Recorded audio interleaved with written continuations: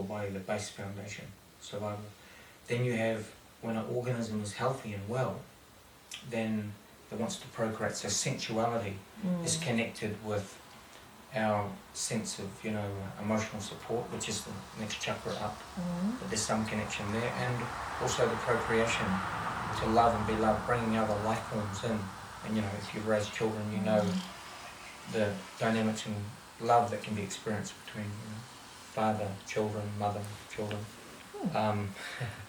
So the emotional system, when someone who is conditioned, or when things are not working in favour of our lower chakra, survival, say for instance, we lose our job, we lose our house, we're going to get quite emotional because our survival mechanism is under threat, which is our survival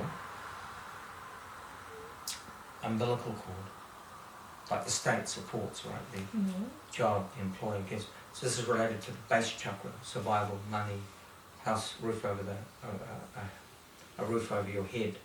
That's survival. So then all these chakras are connected. And so as conditioned beings, we're searching and navigating our way through attempting to survive as a human or inside a physical form. We have the second chakra, which is procreation. So through that, we search for happiness through sensuality, but probably more the emotional connection to that, because relationship needs that. And we know that the feminine nature likes that emotional bond. In some ways, psychologists have connected that the emotional bond is more important than the sensual bond. Because there can be sensuality, but if the man I think with a partnership comes security. Of course, but it's all related to the base chakra, survival, True. sensuality, and then the emotional system.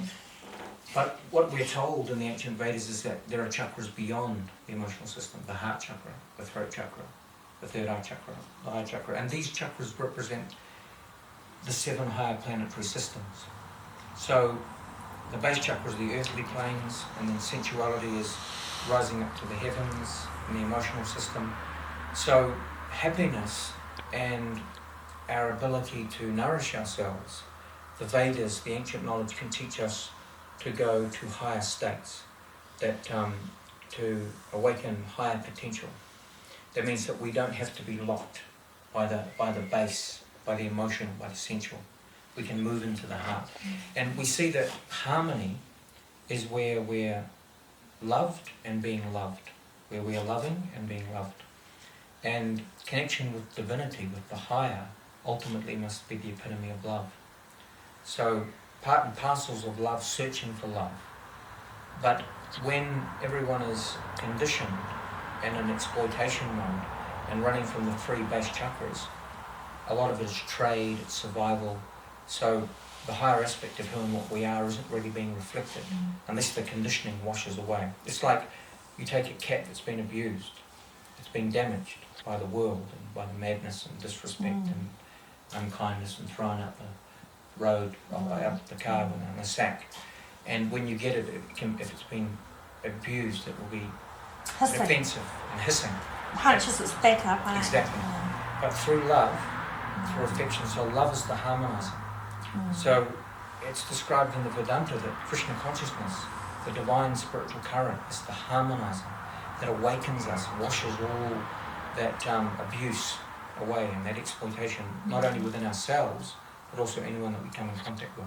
And then when we view others, we'll see, with compassion, that they're victims of this matrix, where everyone is moving around unconscious.